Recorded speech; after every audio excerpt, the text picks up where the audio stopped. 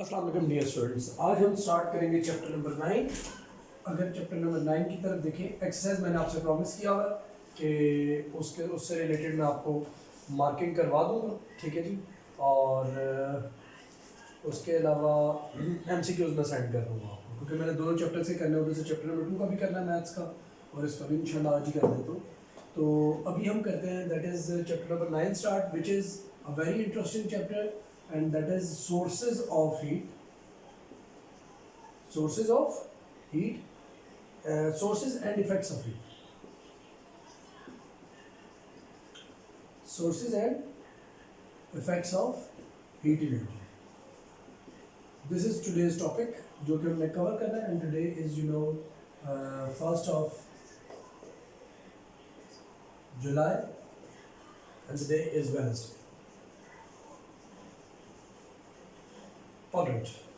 Now we shall start. थोड़ी सी इसके अंदर जो है वो रेडी है स्टार्ट में सोर्सेज ऑफ हीट से रिलेटेड। सबसे बड़ा सोर्स क्या है हीट का? हमारे पास सन। सूरज से हमें रोशनी भी मिलती है और सूरज से हमें हीट भी मिलती है, ठीक है। लाइट का भी बहुत बड़ा सोर्स सूरज जी अल्लाह ताला ने बनाया, और हीट का। तो बहरहाल इस चैप्टर को स्टार्ट करते हैं। लिखा हुआ है जी, heat is an essential requirement for life. In addition to keeping our bodies warm we need heat for ripening crops and fruits, ठीक है जी। हमने राइपनिंग क्रॉप्स एंड फ्रूट, यानी कि हमने अगर फ्रूट्स और क्रॉप्स उगानी है, उनको बनाना है, तो हमें तब भी हीट की ज़रूरत है। Keeping the earth's environment warm, melting of ice on mountains, and in preparation of large number of industrial products we need heat. So in this chapter we shall discuss all about it. Number 1, sources of heat. Sources of heat में लिखता है कि sun is the biggest source of heat. Sun's heat reaches the earth in the form of radiations, ठीक है जी। मैं अभी आपको mod भी अभी से बता दूंगा। फिर है जी, solar radiations keep the earth environment warm at a suitable temperature for survival of the life.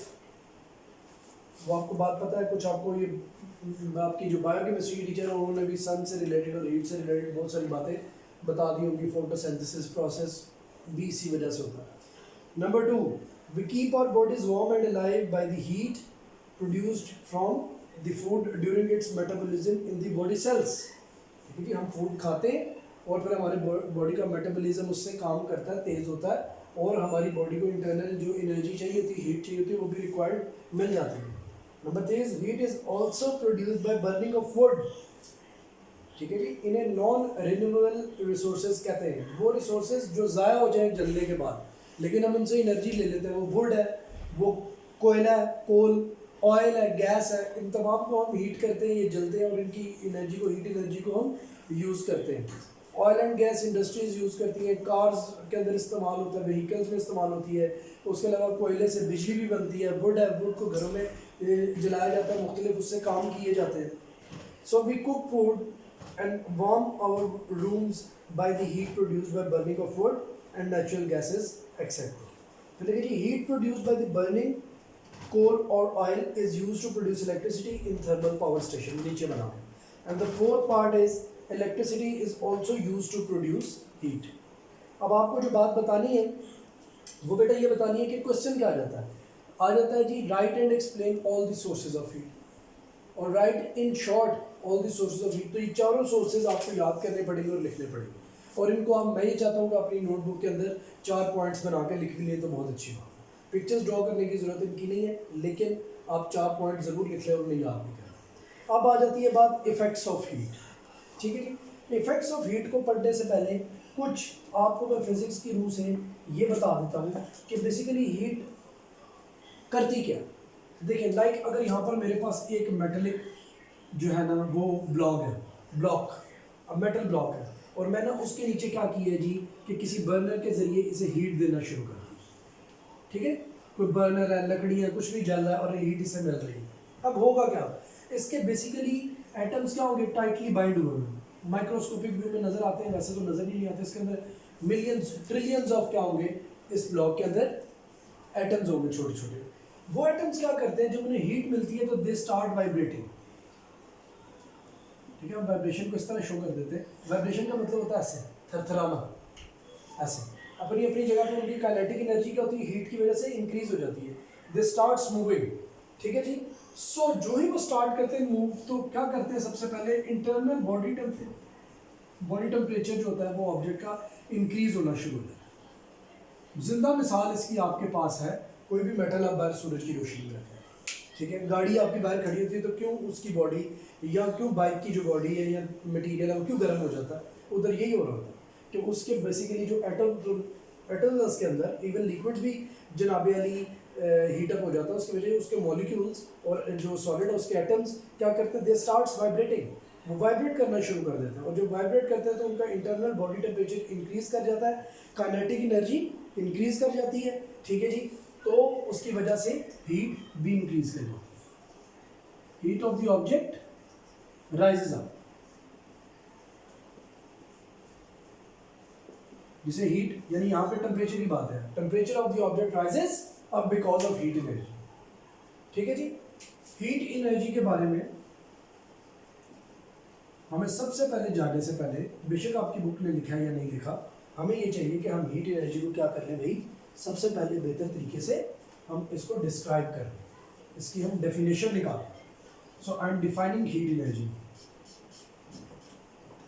Alright, आगे फिर हम अगले टॉपिक की तरफ इजीली जा सकते हैं। फिर एक एक्सपेरिमेंट है, वो आप बेशक घर पे भी कर सकते हैं, तो आप इस चीज़ को ऑब्जर्व करेंगे। अच्छा जी, heat energy, what is heat energy?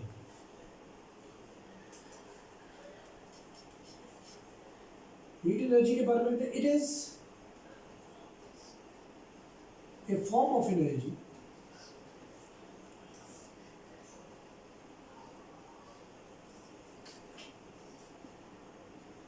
which always transferred from hotter body to colder body because of difference in temperature.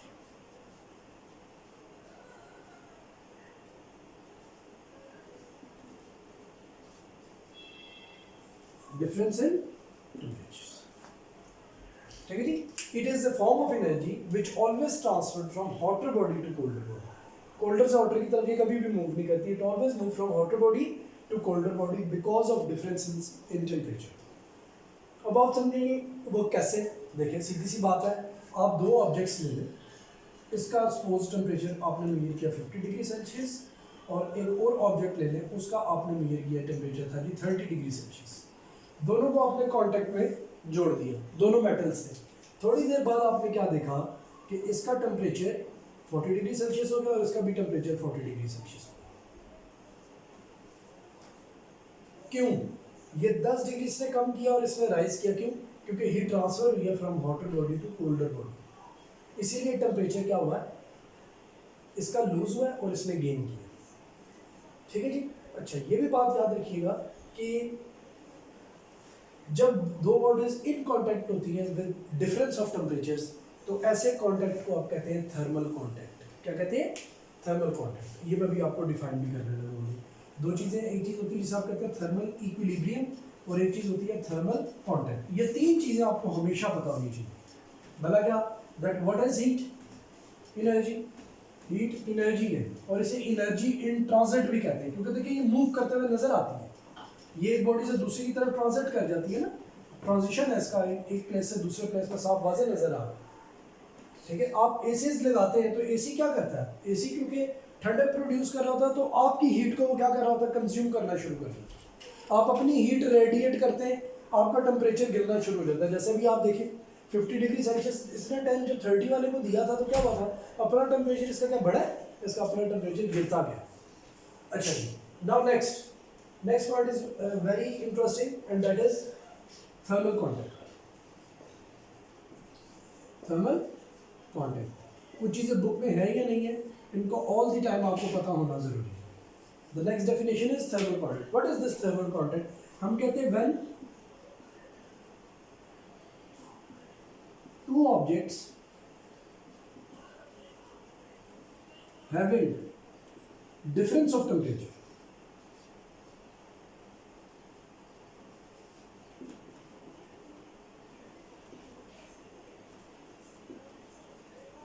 have contact this type of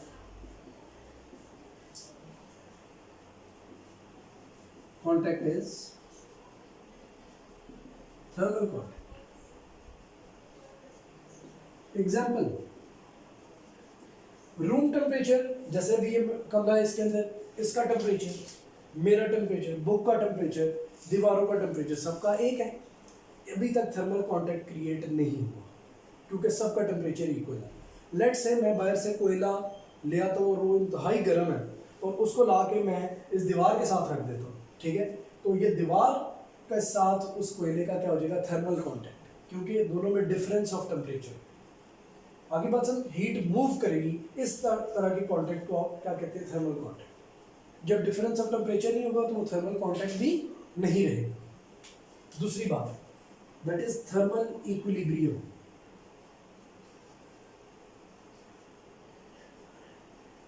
ये थर्मल इक्विलिब्रियम क्या चीज है? इक्विलिब्रियम का वर्ड बेटा बैलेंस से निकला है कि जो बैलेंस्ड हो। थर्मल इक्विलिब्रियम क्या होता है? वही होता है when objects have thermal contact,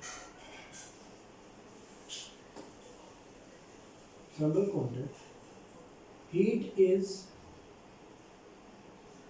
transferred from hotter body, बाकी वो करें, ठीक है जी। When objects have thermal contact, heat is transferred from hotter body, आगे hotter body to colder body। ये तुम्हें पता है। After some times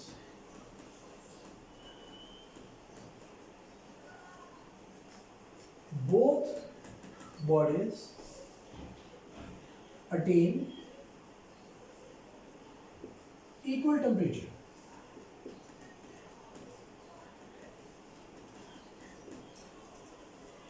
Both bodies attain equal temperature at this point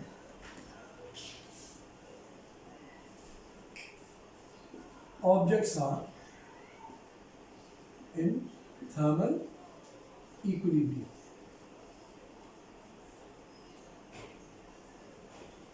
बात को समझाने का मकसद ये है कि ये मेरा हाथ है, इसका टेम्परेचर ये 50 डिग्री सेल्सियस, इसका 20 डिग्री सेल्सियस, दोनों को मैंने मिला दिया। पता लगा एट 35 डिग्री सेल्सियस, यानी इसने 15 डिग्री क्या किया, गेन किया, और इसने 15 डिग्री क्या किया, लूज किया। दोनों 35 डिग्री सेल्सियस के ऊपर आ गए। अब मजीद कोई ट्रांसफर ऑफ हीट नहीं हो, हीट हॉटर बॉडी से कोल्ड बॉडी की तरफ जाना बंद हो गई। सो इस टाइम पर दोनों ने क्या अटेन कर लिया, थर्मल इक्विलिब्रियम। दोनों थर्मली इक्विलिब्रियम पोजीशन में आ गई। मजीद कोई थर्मल कांटेक्ट नहीं है, कोई हीट ट्रांसफर नहीं, दोनों थर्मल इक्विलिब्रियम अचीव कर चुके। आगे बात समझ। अब आपके जहन में कुछ सवालात आ रहे होंगे जो मैं क्लियर करूँ। पहली बात, आप ये सोच रहे होंगे सर आप कह रहे हैं हॉटर बॉडी से कोल्डर बॉडी की तरफ ही हीट जाती है, तो फ्रिज में तो ऐसा नहीं होता। फ्रिज में तो टेम्परेचर ठंडा, मतलब ऑब्जेक्ट ठंडे होने शुरू हो जाते हैं। इसीलिए इलेक्ट्रिसिटी का बिल भी आ रहा है फ्रिज की वजह से, क्योंकि उसके अंदर एक गैस है जो क्या कर रही है, जो कंडेंस हो रही है, और कंडेंसेशन के प्रोसेस की वजह से वो एक ठंडक का इफेक्ट दे रही है उस कंप्रेसर की मदद से, ठीक है। उस ठंड, इसीलिए एनर्जी देखिए, जो हीट का ट्रांसफर होता है ना हॉटर से कोल्डर बॉडी की तरफ, उसमें एनर्जी आपकी नहीं लगती, वो नेचुरल है। हम उसको डिस्कस कर रहे हैं। हीट हॉटर बॉडी से कोल्डर की तरफ जाती है, इसमें आपकी कोई एनर्जी ज़्यादा होती है नहीं, ये नेचुरल है। This is naturality. It is like that कि ये मार्कर अभी मैं यहाँ से फेंकूँ तो ये क्या करेगा, ये ज़मीन की तरफ जाएगा, नेचुरल है। ये ग्रेविटी अल्लाह की तरफ से। इसी तरीके से ये प्रोसेस के हॉटर से कोल्डर की तरफ जो एनर्जी का मूव करना, हीट एनर्जी का, that is a natural process. आगे बात समझ। लेकिन अगर आप कोल्डर से हॉटर की तरफ उसे मूव करना चाहते हैं, ठीक है, तो ये नेचुरल प्रोसेस नहीं है। जब भी आप नेचुरल प्रोसेस के अगेंस्ट काम करेंगे, you need an external force to applied on it. ये बात याद रखिए। जैसे ये मार्कर है, इसको मैंने ऊपर फेंकना, तो मुझे क्या करना पड़ेगा, जोर लगाना पड़ेगा या नहीं लगाना पड़ेगा, ऑटोमेटिकली ऊपर नहीं जाएगा। So we need extra. उधर भी क्या हो रहा है, उधर भी यही हो रहा है कि कंडेंसेशन का प्रोसेस है, उस बेसिकली जो पहले फ्रीऑन गैस इस्तेमाल होती थी, अब अमोनिया गैस इस्तेमाल होती है, तो उसका बेसिकली इफेक्ट है जो ठंडा है, जिसकी वजह से फ्रिज क्या कर रही थी, कंसिस्टेंट क्या फ्रिज को ऑफ कर दे और चीज़ें अंदर रख दे, ठीक है, ठंडी फ्रिज हो बेशक आपने ऑफ कर दी, उसके बाद चीज़ें गर्म अंदर रख दी, तो आप क्या समझते हैं कि वो उसी तरीके से ठंडा करेंगी चीज़ों को? नहीं, सिर्फ हीट लूज करेगी जो हॉटर बॉडी है, और जो कोल्डर फ्रिज है वो क्या करेगी, हीट गेन करेगी, और थोड़ी देर बाद दोनों का इक्वल टेम्परेचर हो जाएगा, they will get to the room temperature. ठीक है जी, ये बात यहाँ समझने वाली। तो अब आपने या और उधर भी देखें कि आपको फिर एक्सटर्नल फोर्स लगानी पड़ती है, इसीलिए वो बिजली कंज्यूम करा। बिजली ऑफ करके फ्रिज में ठंडा करें कभी भी नहीं होगा। तो ये बात आपको समझ आ ही जाएगी। तो यहाँ तक आपने जो 3 मेन टॉपिक्स थे ना वो आज के पढ़ लिए, मैं आगे अभी नहीं जाऊँगा। ठीक है, आगे आ जाती है थर्मल एक्सपेंशन, जिसे आप इफेक्ट ऑफ हीट कहते हैं। थर्मल एक्सपेंशन क्या कहलाती है कि जब आप ऑब्जेक्ट्स को हीट अप करते हैं तो वो ऑब्जेक्ट्स क्या करते हैं, अपने अंदर कुछ ना कुछ चेंज लेकर आते हैं, और ये चीज़ हम खुद भी देखते हैं।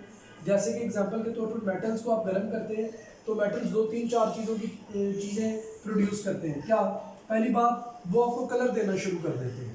लाइक अगर आप पहले वो ब्लैक कलर का मेटल होगा या सिंपल किसी भी ब्लू से कलर का होगा मेटल, जब आप उसे गर्म करेंगे तो वो रेड हो जाएगा, ऑरेंज हो जाएगा।